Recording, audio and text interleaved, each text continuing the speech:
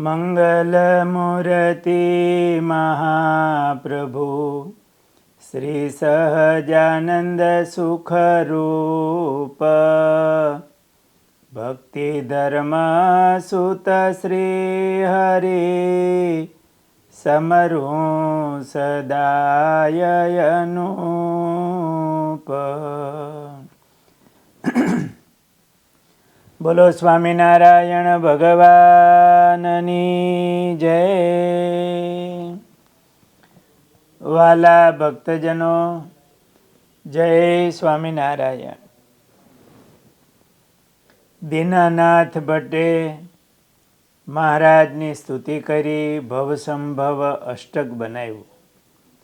એમના ત્રીજા શ્લોકમાં નિજ તત્વ પથાવબોધનમ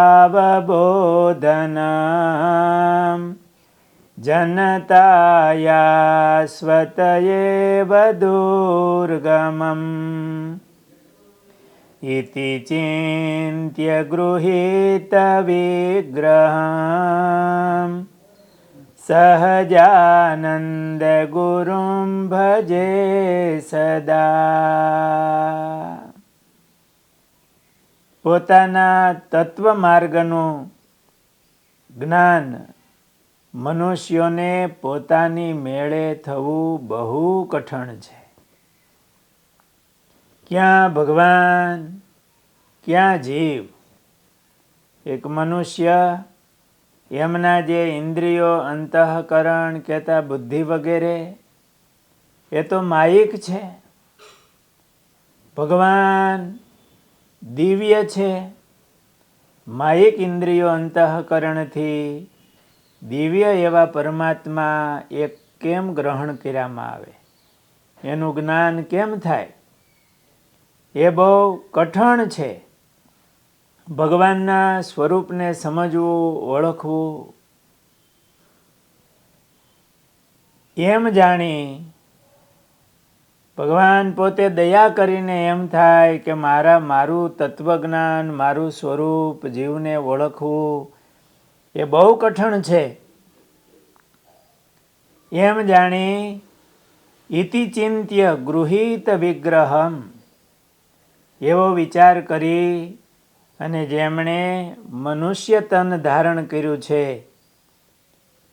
એવા સહજાનંદ ગુરુને હું સદા ભજું છું.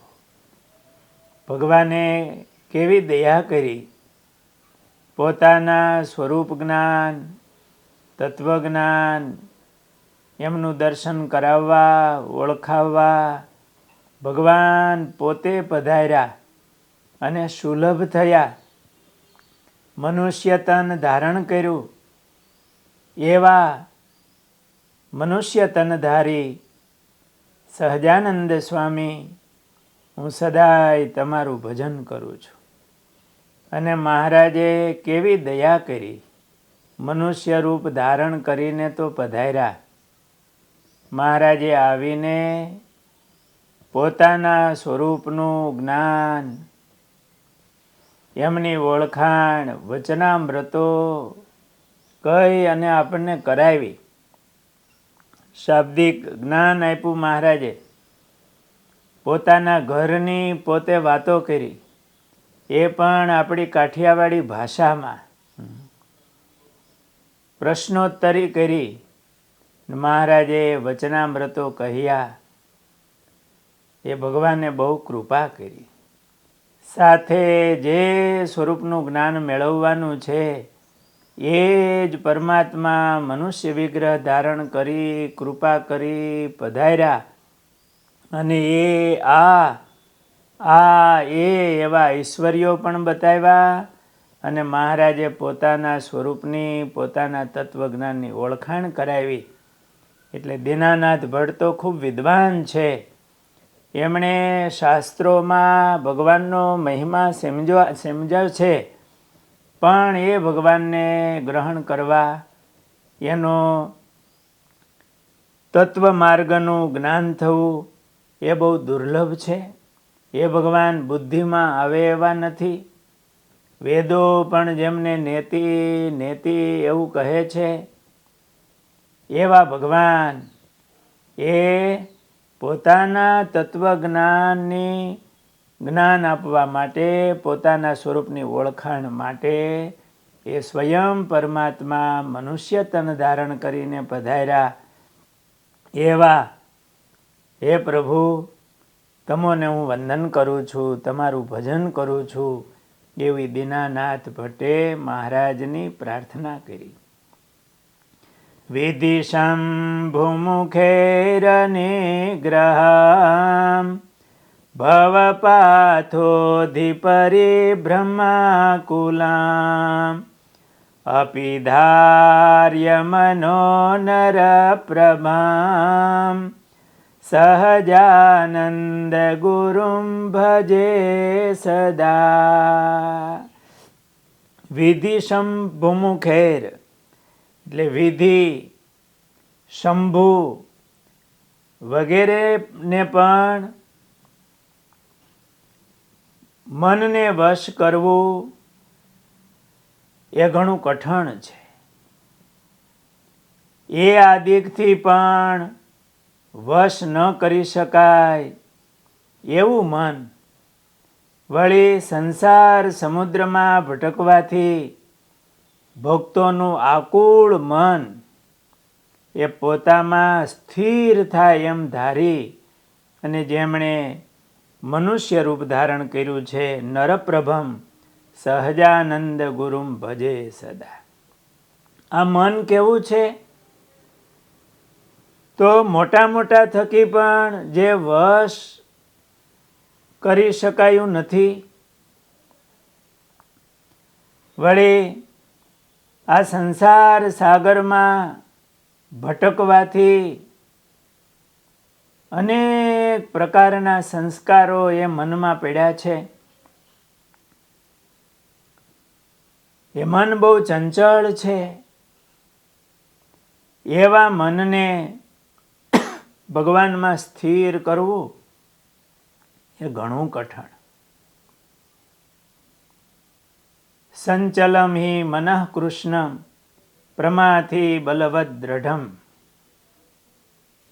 ભગવાને ગીતામાં કહ્યું કે અર્જુન, મન સંચળ છે, બહુ બળવાન છે. જેમ દહીં મેળવવું હોય અને એમાં રવૈયો ચલાવે તો જામેલા દહીંને એકદમ ઘોળું કરી નાખે, એનું મંથન થાય. એમાં મન એવું છે કે થોડી વાર જરાક ભગવાનમાં સ્થિર થયું હોય અને મનનો રવૈયો ચાલુ થાય તો ભગવાનમાં સ્થિર થવા ન દે. અતિ ચંચળ છે, સંકલ્પ વિકલ્પ રૂપ છે. એમાં અનેક જન્મોના સંસ્કારો પડ્યા છે. એ ગાઢ સંકલ્પો કરે રાખે છે. એ મનને ભગવાનમાં સ્થિર કરવું ઘણું કઠણ છે. અપિધાર્ય એવું ધારીને ભગવાને મનુષ્ય તન ધારણ કર્યું કે મન એ મૂર્તિમાં સ્થિર થાય. એવા સહજાનંદ સ્વામી તમારું હું ભજન કરું છું. એ તો દીનાનાથ ભટ્ટ જેવા હોય, એ ગાઢ સંકલ્પને જાણે. મહારાજે વચનામૃતમાં પણ કહ્યું દીનાનાથ ભટ્ટને, તમારા જેવા બુદ્ધિશાળી હોય એને દિવસ દરમિયાન સ્થૂળ ગાઢ થાય 2-5 એ નજરમાં આવે, બાકી તો નજરમાં આવે જ નહીં. એક ક્ષણવાર પણ આ મન સ્થિર રહેતું નથી. એ સંકલ્પ વિકલ્પ રૂપ છે. એ મન સ્થિર કેમ થાય? મોટા મોટાથી થયું નથી, મન જીતાયું નથી. તો એ મનને વશ કરવા માટે, મન જીતવા માટે નરપ્રભમ ભગવાને મનુષ્ય વિગ્રહ, મનુષ્ય અવતાર એ ધારણ કર્યો અને પોતાની મૂર્તિમાં ભક્તોના મનને સ્થિર કર્યા. અને ભગવાન જ્યારે પૃથ્વી ઉપર પધારે ને ત્યારે એ મૂર્તિ એવી હોય. મહારાજે વચનામૃતમાં એવું કહ્યું કે ભગવાનની મૂર્તિ છે એ મહાઅલૌકિક છે. જેમ ચમકનો પથ્થર હોય એમાં સેજે ચમત્કાર રહ્યો છે, લોખંડ હોય એને ખેંચી લે, એમ ભગવાનની મૂર્તિમાં એવો ચમત્કાર હોય કે દૈવી જીવો એના મનને ખેંચે છે. કે શ્રદ્ધાપૂર્વક જે ભગવાનનું દર્શન કરે તો એમના ઇન્દ્રિયો અંતઃકરણ ખેંચાઈ જાય અને સમાધિ થઈ જાય. મહારાજે વરતાલના વચનામૃતમાં એમ કહ્યું કે આ સમાધિ તે કેમ થતી હશે એવો પ્રશ્ન પૂછ્યો. એટલે મહારાજે કીધું કે ભગવાનના અવતાર સાધુ રૂપે કે રાજા રૂપે ભગવાનના અવતાર થાય છે ત્યારે એ ભગવાનની મૂર્તિમાં એવું અલૌકિકપણું હોય છે કે શ્રદ્ધાપૂર્વક એના દર્શન કરે તો એના ઇન્દ્રિયો અંતઃકરણ ખેંચાઈ જાય અને એમને સમાધિ થઈ જાય. એટલે મન સ્થિર કરવું, જીતવું, વશ કરવું એ બહુ કઠણ છે, મોટા મોટાથી થયું નથી એવું વિચારી અને ભગવાને નરવિગ્રહ ધારણ કર્યો છે. એટલે અવતાર ધારણ કર્યો એવા સહજાનંદ સ્વામી તમારું હું ધ્યાન કરું છું. અને મહારાજની મૂર્તિ એવી કે સેજે સેજે જીવોની વૃત્તિ મહારાજની મૂર્તિમાં ખેંચાણી. અમદાવાદના ડોસા તાઈ મહારાજ કાઠી દરબારો સાથે ઘોડેસવાર થઈને મહારાજ નીકળ્યા. ડોસા તાઈએ જોયું અને એમાં મહારાજ માણકીએ અસવાર હતા. 3 છોગલાવાળી પાઘ મહારાજે ધારણ કરી હતી. મહારાજની એ મૂર્તિના દર્શન કર્યા અને આ ડોસા તાઈ એમના મનની વૃત્તિ મહારાજની મૂર્તિમાં સ્થિર થઈ. પછી અખંડ મહારાજ એમને માંડ્યા દેખાવા. મહારાજની પાછળ પાછળ આવ્યા. અમદાવાદમાં નવા વાસમાં મહારાજનો ઉતારો હતો, ત્યાં આવી અને મહારાજના આશ્રિત થયા. ને અખંડ મહારાજનું સ્મરણ, મહારાજની મૂર્તિમાં એવું તો એમનું મન ચોટ્યું કે એમને અખંડ મહારાજ માંડ્યા દેખાવા. એમની નિરાવરણ સ્થિતિ થઈ ગઈ. એ ડોસાતાઈના ઘણા પ્રસંગો છે. એ મુસ્લિમ પરિવાર હોય, એ હિન્દુ ધર્મ સ્વીકારે એટલે એમના ઘણા વિરોધ થયા, મુકાવવા માટે પ્રયાસ કર્યા. છેલ્લે આ ડોસા તાઈને બધા ભેળા થઈ કે આને દાટી દઈએ. એટલે એમની જ્યાં કબર હોય ત્યાં લઈ ગયા, ખાડો ગાળ્યો, ડોસા તાઈને એમાં બેસાડ્યા કે આ સ્વામિનારાયણ સ્વામિનારાયણ છોડી દે, નહીતર હમણાં તને દાટી દેશ. પણ આ ડોસા તાઈથી છૂટે એમ હતું નહીં. એ તો અખંડ મહારાજનું દર્શન થતું હતું, મહારાજનું સ્મરણ કરતા હતા. માથે માટી નાખી દાટી દીધા.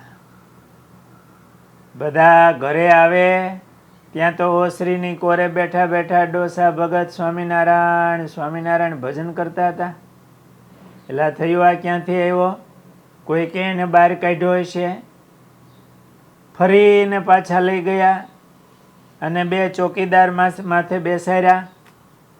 પણ પાછા આવે તો ડોસા ભગત પાછા ઘરે આવીને સ્વામિનારાયણ સ્વામિનારાયણ ભજન કરતા હતા.